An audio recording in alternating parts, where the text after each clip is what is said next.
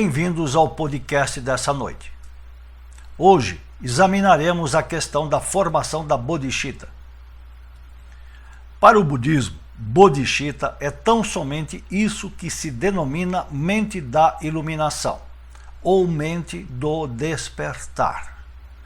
A palavra bodhicitta tornou-se conhecida no Ocidente a partir de duas raízes sânscritas. Bud, que significa acordar, despertar, compreender, saber. De onde temos Bodhi, que significa iluminação. Em complemento, Citta significa mente. Budi é o que algumas escolas denominam de mente abstrata. E Citta é o que chamam de mente concreta. O mestre Samael diz simplesmente que Atman, o ser, tem duas almas.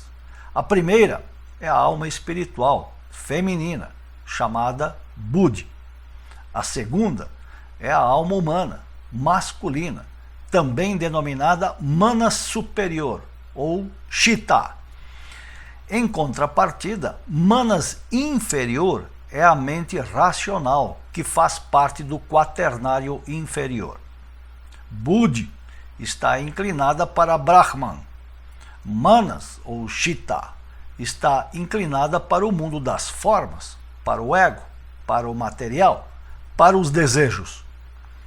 Quando encarnamos Budi, abandonamos a atração para o mundo e somos então atraídos para o Nirvana, ou para as regiões elevadas. Budi é o mesmo nous platônico. Em gnose, Budi é o corpo da consciência e Manas é o corpo da mente, ou Citta. Em gnose, também se diz que Budi é a alma divina e Manas a alma humana. Talvez assim fique melhor entendido. Esclarece o mestre Samael. O animal intelectual, equivocadamente chamado homem, só tem encarnado dentro de si a essência, o Buddhata, que é uma mínima fração de alma humana. O Buddhata é o material psíquico com o qual se pode e se deve fabricar o embrião áureo. No livro O Mistério do Áureo Florescer está escrito que com os primeiros percentuais de essência liberada se forma a pérola seminal, ou seja, à medida que os distintos elementos subjetivos do próprio homem forem reduzidos à poeira cósmica, a pérola seminal se desenvolve, convertendo-se no embrião áureo ou na flor áurea. Este é o mistério do áureo florescer. Porém, o embrião áureo não se forma sem um trabalho concreto, definido e realizado com esse propósito.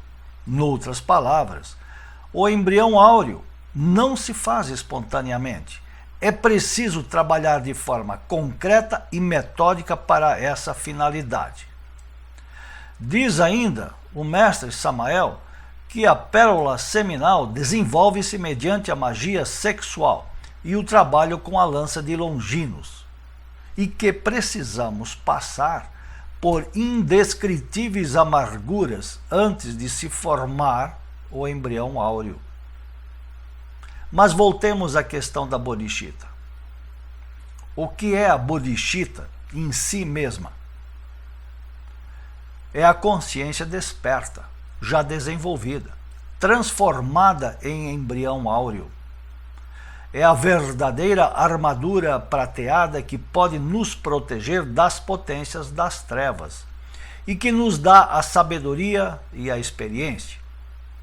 Diz o mestre: em nome da verdade, queremos afirmar claramente, sem rodeios, a crua realidade de que unicamente se faz possível a encarnação da alma quando se possui o embrião áureo.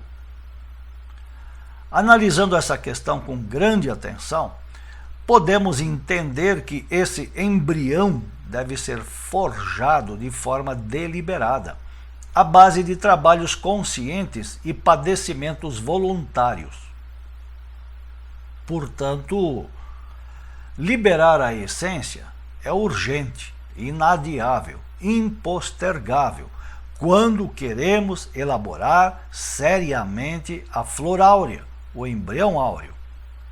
Infelizmente, este material psíquico não toma parte nas atividades rotineiras de nosso mal chamado estado de vigília.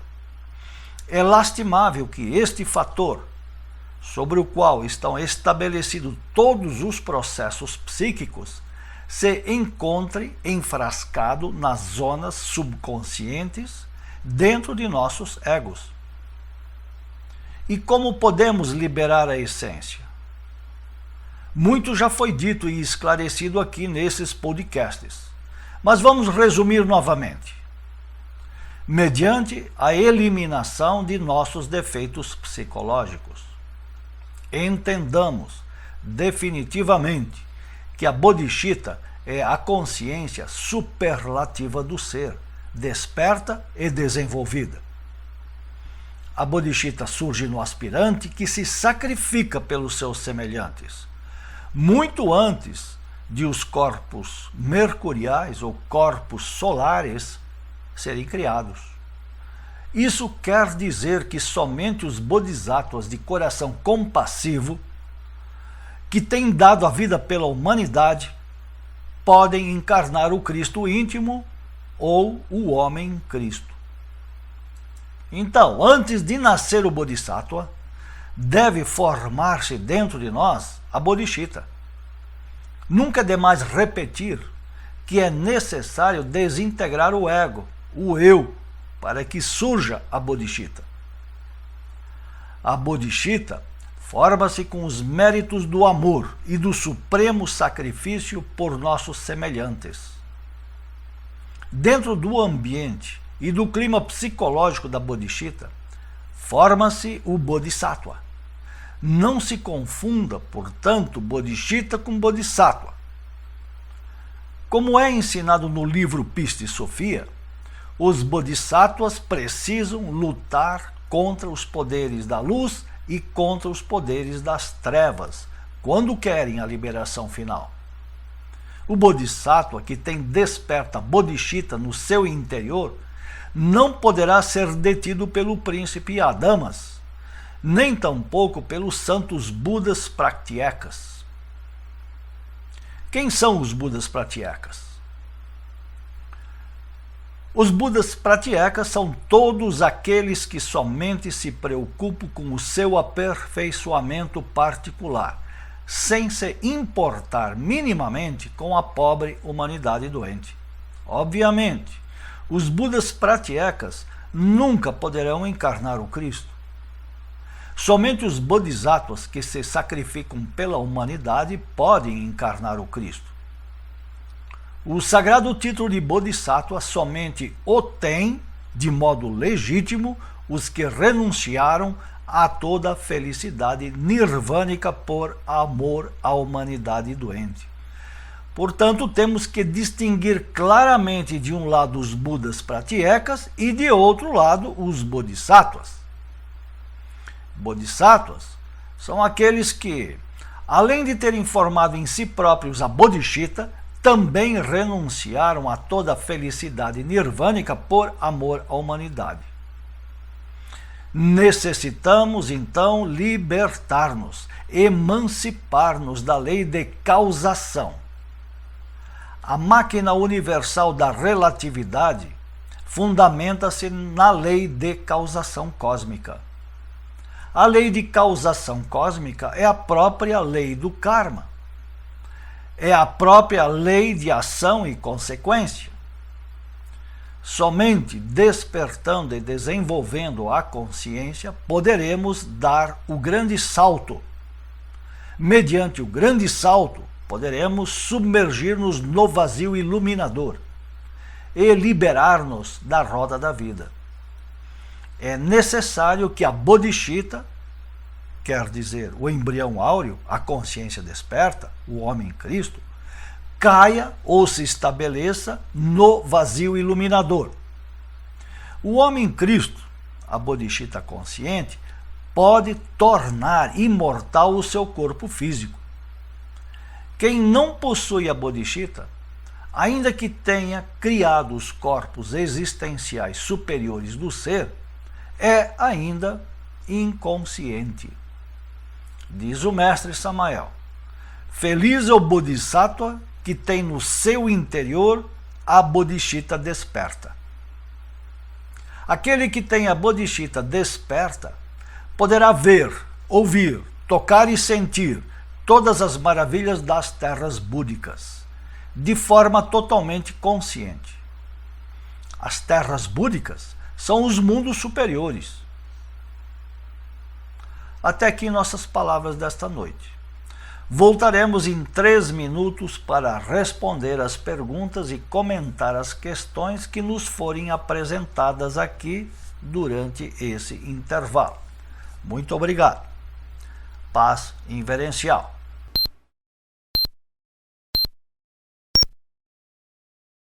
Voltamos agora de nosso estúdio aqui na sede da IGB Abra Gnose, na cidade de Curitiba, bairro de Santa Felicidade.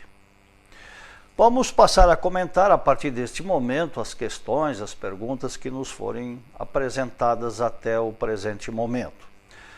Primeira questão: em que parte da iniciação encarnamos nossa Budi? Bem, inicialmente temos que fazer um esclarecimento muito importante. Uma coisa é despertar Budi, outra encarnar Budi, como aqui está apresentado nesta questão. Na primeira montanha, vale dizer, na 6ª iniciação maior, é quando acontece o levantamento da serpente correspondente ao corpo de Budi. Muitos pensam e acreditam que é neste momento que acontece a encarnação de Budi em si. Na verdade, nesse momento, o que acontece é o despertar.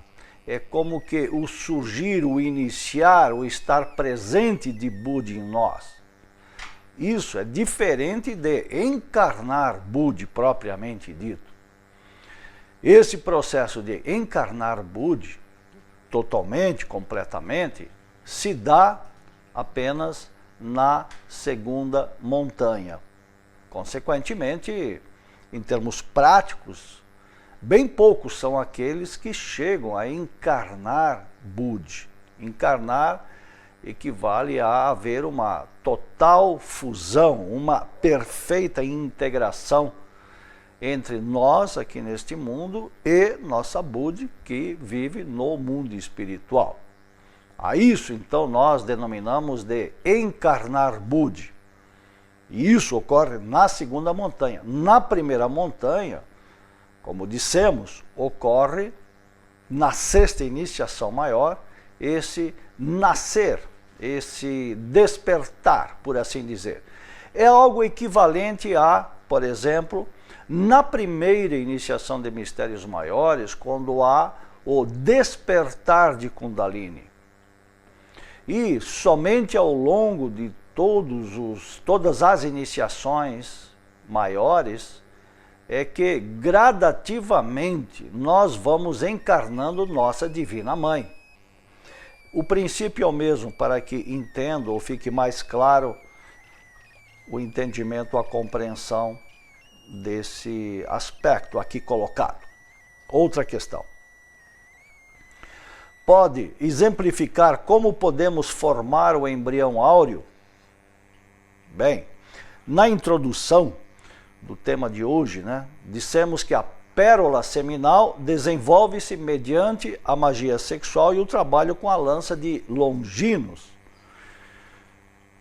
E quem diz isso, na verdade, é o mestre Samael, e nós transcrevemos aqui praticamente na íntegra essa palavra ou essas expressões.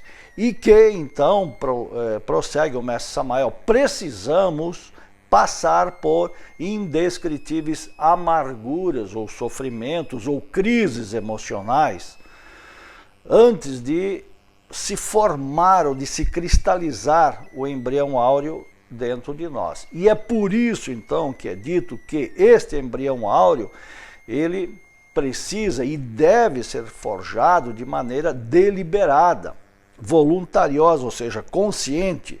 Você precisa tomar a decisão de trabalhar nesse sentido para cristalizar em si, a partir daquela chispa de consciência que tem encarnado, então, cristalizar o embrião áureo, que por sua vez, então, vem a ser a base para encarnar futuramente, posteriormente, a própria alma, porque hoje nós temos alma, mas não a possuímos ainda. Por quê? Simplesmente não há condição hoje, dentro da condição normal do ser humano, de encarnar sua alma, como também não há neste momento, para uma pessoa comum, condições de encarnar sua consciência, vale dizer, sua Budi. Então, é preciso estar atento, né, a essas sutilezas muitas vezes, porque é muito comum quando a gente estuda os livros, estuda a doutrina do mestre Samael, achar que uma coisa é outra, por assim dizer. E não, nessas sutilezas, nessas pequenas diferenças é que muitas vezes nós nos perdemos na compreensão, no entendimento, e isso na prática muitas vezes se transforma em obstáculos que retardam o nosso avanço, o nosso progresso por sei lá quantos anos, mas por muito tempo, apenas porque ficamos estancados numa compreensão equivocada, ou errônea, ou não totalmente exata, né? Então, como ensina a gnose, aqueles que querem encarnar sua alma primeiro precisam, então, forjar, cristalizar em si o embrião áureo. E o embrião áureo, por sua vez, ele se forma em nós a partir de uma disciplina muito específica e concreta. O mestre Samael diz que temos que viver grandes crises existenciais para que se forme, que se cristalize, né, o embrião áureo, ou seja, para que se crie em nós esse princípio da bodhicitta, né? Então, aqueles que fogem, por assim dizer, do ginásio da vida, aqueles que buscam contemporizar situações difíceis da vida, da existência, aqueles que efetivamente não querem vivenciar em carne e osso, né, a crueza dos processos iniciáticos, evidentemente, esses não vão formar ou cristalizar em si a bodhicitta, né? E, consequentemente, não se cristalizará o embrião áureo e muito menos, então, depois, mais adiante, poderá encarnar sua alma, porque as coisas se dão em etapas, né? Próxima questão. Se entendi corretamente a apresentação de hoje, quer dizer que para ser bodhisattva temos que ter no mínimo 5 iniciações maiores, é correto? Exatamente. Por quê? Há que se distinguir bodhisattva. O que é um bodhisattva, né? O mestre Samael Agnose ensina que bodhisattva é a alma humana de um mestre. Isso significa, então, que, pelo menos, temos que, em algum momento, em alguma existência anterior, nesse dia cósmico, ou num dia cósmico anterior, ter realizado dentro de si esses 5 princípios, ou seja, haver cristificado até o 5º corpo, né? Ou seja, as 5 iniciações maiores. Mas não é só isso, né? Levantar 5 serpentes também é possível para aqueles que seguem o caminho espiralado da iniciação. Mas esses não são exatamente bodhisattvas de compaixão. São bodhisattvas de seus respectivos seres, sem dúvida nenhuma. Mas aqui nós estamos fazendo uma clara diferenciação entre os chamados bodhisattvas de compaixão e os bodhisattvas normais. Ou ainda, como foi dito na apresentação, né, os Budas pratyeka's.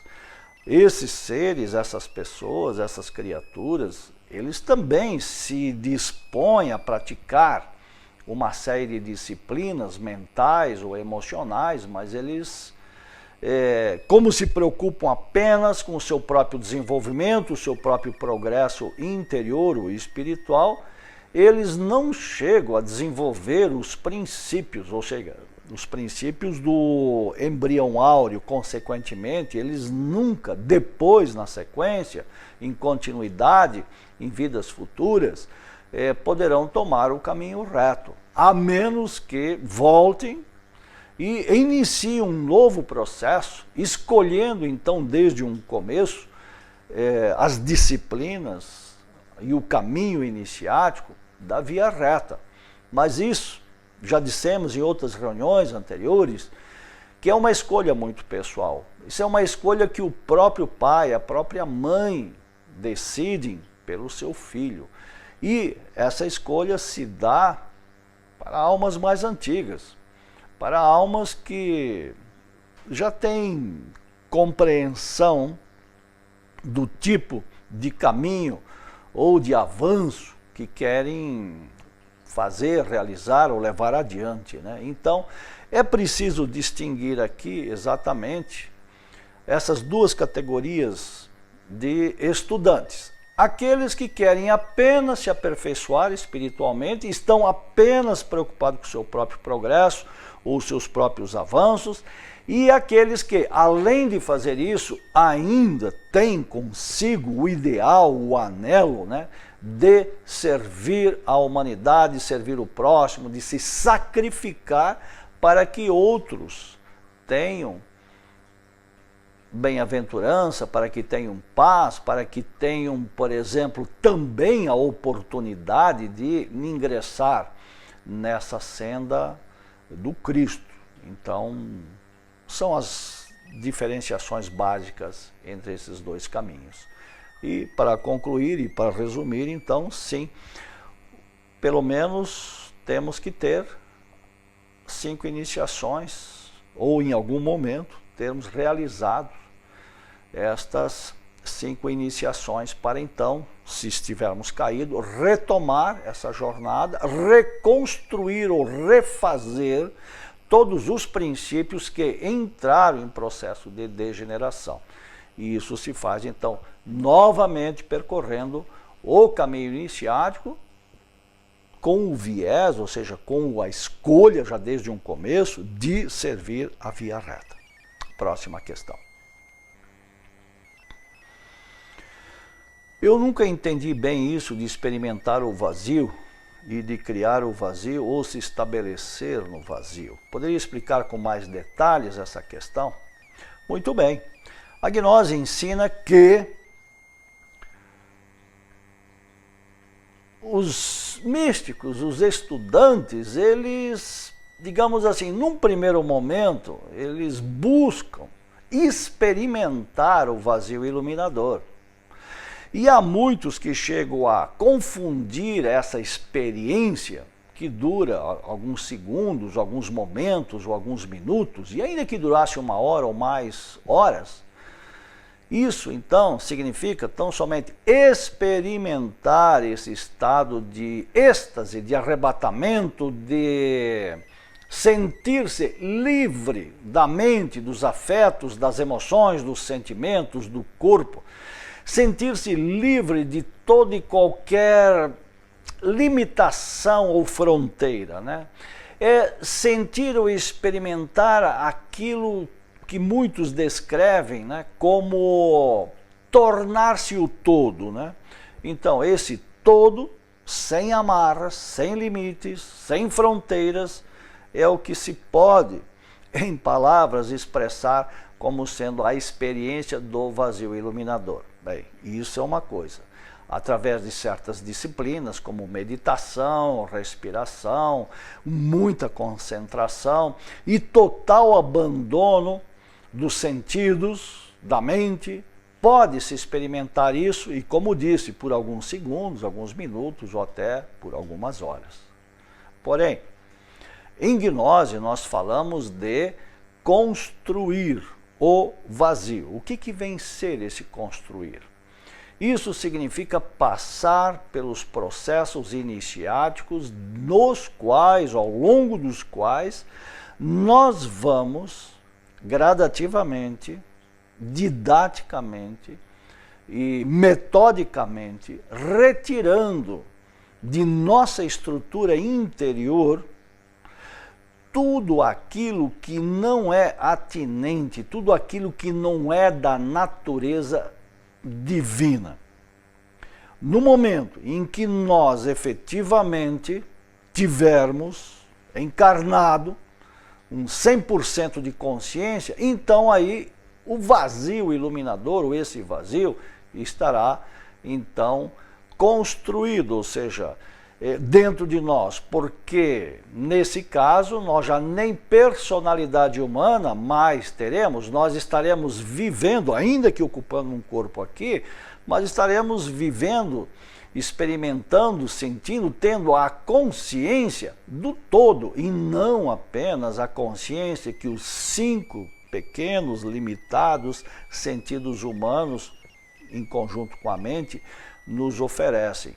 É uma condição de consciência iluminada permanente. Por quê? Consciência iluminada permanente é efetivamente estarmos centrados ou estarmos encarnados ou estarmos fundidos, né, com nossa própria consciência, que nesse caso é Budi. Outra questão. Eu pensava que ao criar os corpos existenciais superiores já estaria criando a bodhisattva. Por que isso não acontece? Não acontece porque são trabalhos distintos. Qualquer estudante que se dispuser a trabalhar com a disciplina, a prática, de elaborar os seus corpos superiores mediante a alquimia, e falaremos disso com mais detalhes dentro de 2, 3 encontros mais à frente, né? E aqui então queremos nos referir especificamente a isso que em gnose é chamado de alquimia sexual ou magia sexual. Por quê? Mediante a prática alquímica, nós sim elaboramos ou regeneramos, caso alguma vez já tenhamos elaborado esses corpos existenciais superiores do ser, então voltamos a limpá-los, regenerá-los e restaurar toda a sua funcionalidade, todas as suas capacidades, com todo o seu brilho, todo o seu esplendor, com toda a possibilidade de cada um desses corpos agir e atuar no correspondente mundo, esfera ou dimensão em que ele está inserido, que ele tem como ambiente normal e natural, né? Assim como o corpo astral nosso, ele tem como ambiente a 5ª dimensão. Uma vez que nós tenhamos forjado esse corpo astral, ou cristificado esse corpo astral, nós estaremos então plenamente capacitados para agir no mundo da 5ª dimensão, com este corpo, tal e qual nós podemos e agimos aqui nesse mundo tridimensional com este corpo físico.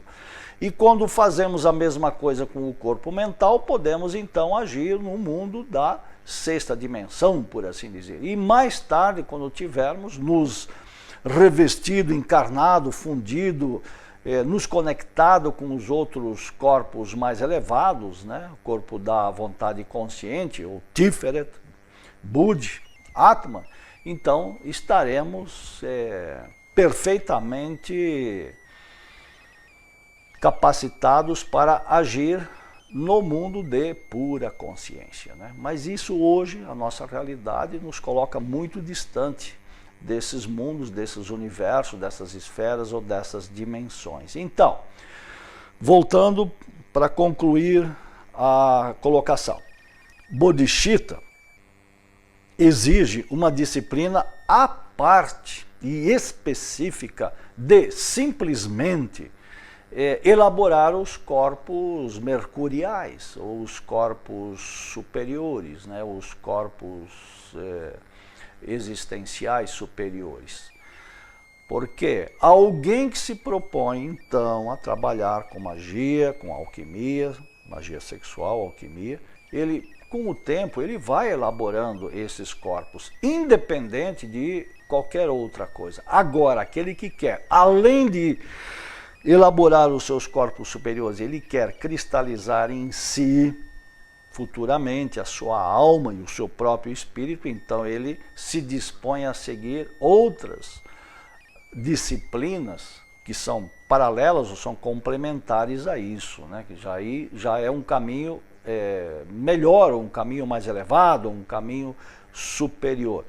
E, como foi dito há pouco, né, a esses, então, reserva-se toda uma disciplina psicológica, no sentido de morte muito profunda de si mesmo, grandes renúncias. E para alguém morrer em si, para alguém liberar a consciência que está presente ou enterrada nas profundidades psicológicas de si mesmo, obviamente, ele tem que se disciplinar para trabalhar com muita força, intensidade e concentração, dia e noite, sem parar por tempo não previsto. Enfim, essa disciplina é para os bodhisattvas de compaixão. Essa disciplina é para aqueles que escolhem ou anelam seguir pelo caminho reto. Estas são mais ou menos as principais diferenças. Outra questão.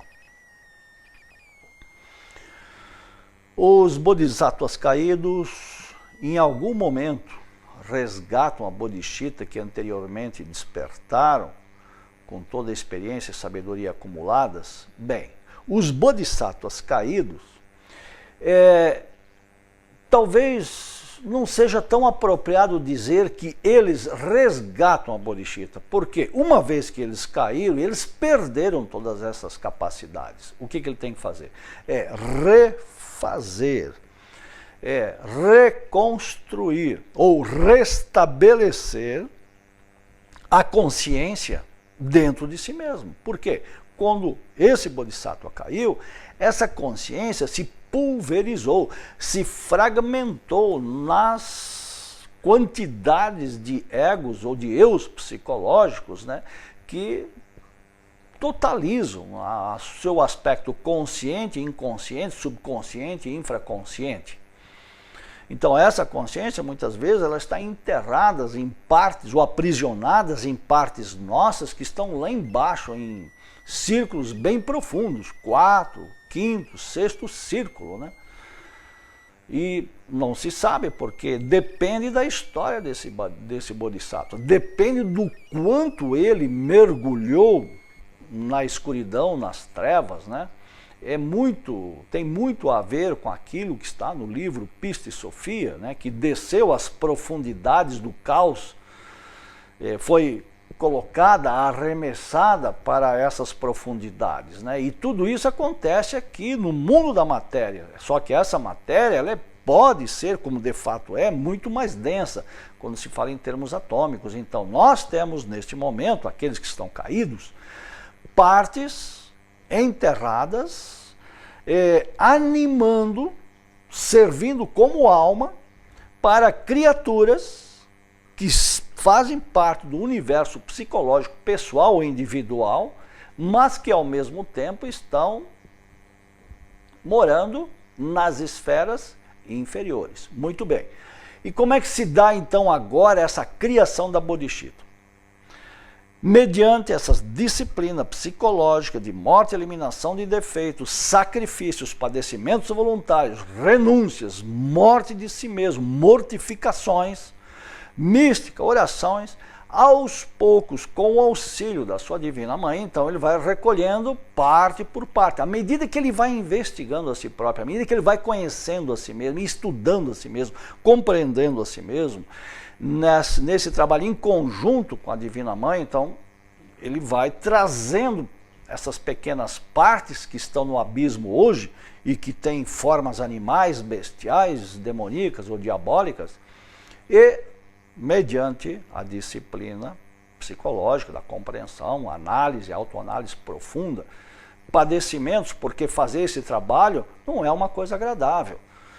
É tão desagradável que raríssimos são os que fazem. Então, vai se liberando átomo a átomo de consciência, então, que está enterrado ali. Como esses átomos um dia eram parte integral ou integrante da Bodhisattva, desse que afundou, então, nesse sentido, aos poucos, então, se resgata e se traz aquela antiga sabedoria, aquilo que se tinha um dia, e agora ainda acrescido com toda a experiência e toda a consciência do ciclo que passou, ou dos ciclos que se passaram até o presente momento. Então, sim, é possível. Desta forma e com muito trabalho sobre si.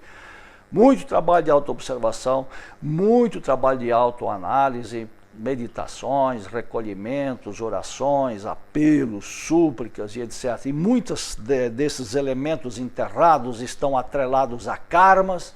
Consequentemente, nós temos que negociar nosso karma através de nossa Divina Mãe e fazer muito trabalho de benemérito para poder, então, ter o capital cósmico necessário para pagar esse trabalho que, repito, não é fácil. Outra questão. E, pelo que vejo aqui, é a última questão da noite. Como se pode reconhecer o despertar de Bodhisattva? Tornando-se consciente. Ou seja, tornar-se consciente de que está cada dia mais consciente. Por quê? Se uma pessoa ou alguém assim não tem consciência de que está consciente, ou de que estava adormecido, e que agora está muito mais consciente do que estava, que consegue perceber muito mais, que consegue compreender muito mais, que parece que as coisas lhe são reveladas, ou simplesmente que não há todo um esforço de raciocínio para saber determinadas coisas, então aí temos alguns desses sintomas, né, ou indicações de que Bodhisattva está atuante. Além disso, existem outros sintomas, por exemplo, que alguém se torna consciente de uma força espiritual, alguém se torna muito definido, alguém se torna muito determinado em fazer as coisas, as atrações do mundo já praticamente não afetam, não interessam, as expressões dolorosas ou ofensivas dos seus semelhantes já não ferem como feriam, porque alguém realmente se torna revestido com esses corpos metálicos da alquimia e que, através dos quais resplandece então esse dourado da consciência que está dentro e que é exatamente a nossa única e principal e essencial realidade. Até aqui então as questões dessa noite. Nós agradecemos por nos acompanharem aqui nesse encontro, nesta reunião, e lembramos agora, repetindo sempre os convites para os interessados que quiserem aprofundar-se nesses temas, que nós temos aulas de gnose toda sexta-feira às 20 horas, em nossas sedes em São Paulo, Curitiba, e também já estamos elaborando aulas através da internet, que brevemente será anunciado disponível para aqueles que querem então participar dessas aulas através de podcasts semelhantes a esses que nós temos realizado aqui com temas especiais. Então isso sempre se dará todas as sextas-feiras, presencialmente e através da internet, às 20 horas. Além disso, Nas segundas e quartas-feiras, nós temos práticas abertas ao público, são práticas gratuitas, você poderá aprender essas práticas conosco presencialmente e depois realizá-las na sua vida, no seu dia a dia, para então assim construir uma nova realidade espiritual, né? A Igreja Agnóstica, ela tem missas abertas ao público, né? Sempre no segundo domingo de cada mês. Por enquanto, esta missa aberta ao público nós realizamos apenas na cidade de São Paulo, na Avenida Fodeluto Fala 176, prolongamento da Edgar Facó, que começa na Ponto Piqueri, na região de Pirituba, freguesia do Ó. Uma referência, uma região, o acesso bem conhecido ali para aqueles que moram em São Paulo ou nas cercanias de São Paulo. Todo segundo domingo, início pontual 9 horas, o que significa que a recepção já é feita a partir das 8, porque 9 horas pontualmente se inicia esta atividade, e uma vez iniciada, então já não mais é possível participar da mesma, né? Lembramos também de nossos livros, que podem ser vistos, encontrados, né, na editora Samaelão Veor, edisal.com.br, livros a preço de custo. São os livros do Mestre Samael, com excelente qualidade gráfica, boa qualidade de texto, conteúdo, enfim, para os interessados estudarem, né, e aprenderem e se aprofundarem gradativamente, né, nos estudos gnósticos. Outras informações, nossa agenda, por exemplo, de atividades está disponível no nosso site oficial, que é o www.gnose.org.br. E então, até aqui, definitivamente, nossas palavras desta noite. Agradecemos pela presença, convidamos a estarem conosco na próxima terça-feira para mais a transmissão de um outro tema especial, paz inverencial,